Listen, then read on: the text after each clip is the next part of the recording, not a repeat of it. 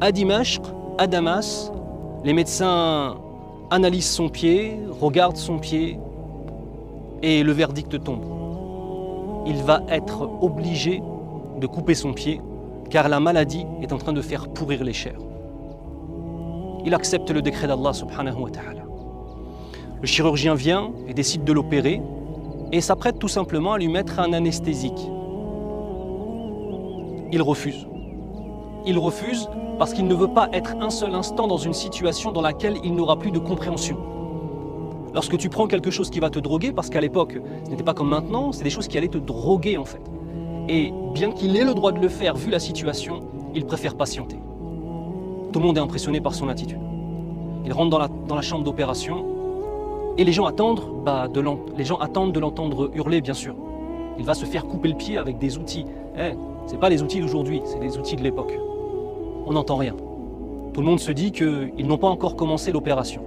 Puis au bout d'un certain temps, ils sentent une odeur de pourriture extrêmement intense. Et là, ils comprennent que c'est son pied qui a été coupé et le pus et toutes les chairs pourries sont en train sont mises à l'air en fait. Il n'a pas sorti un seul son durant toute l'opération sans anesthésie. Allahu Akbar. Il regarde son pied qui a été coupé comme une créature en dehors de lui.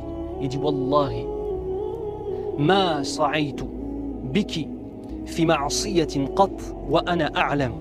Il regarde son pied qui est coupé et il dit Wallahi, pas une seule fois je me suis servi de toi pour aller vers un péché en sachant que c'était un péché. Allahu Akbar. Il est pris, il est mis dans une chambre pour se reposer. Bien sûr, les ulémas, les savants ne cessent jamais d'étudier, même dans ces situations-là. Et un coursier arrive avec une nouvelle. Parce que la première catastrophe ne semblait pas suffisamment profonde. On lui annonce qu'un de ses fils préférés a été percuté par une monture et est mort dans d'atroces souffrances. Il dit Alhamdulillahi Rabbil Alamin. Il décide de rentrer sur Médine. Lorsqu'il arrive sur Médine, les gens le voient marcher sur un pied. Ils ne comprennent pas ce qu'il s'est passé. Ils savent bien évidemment que son fils est mort, mais ils ne savent pas ce qui s'est passé durant son voyage.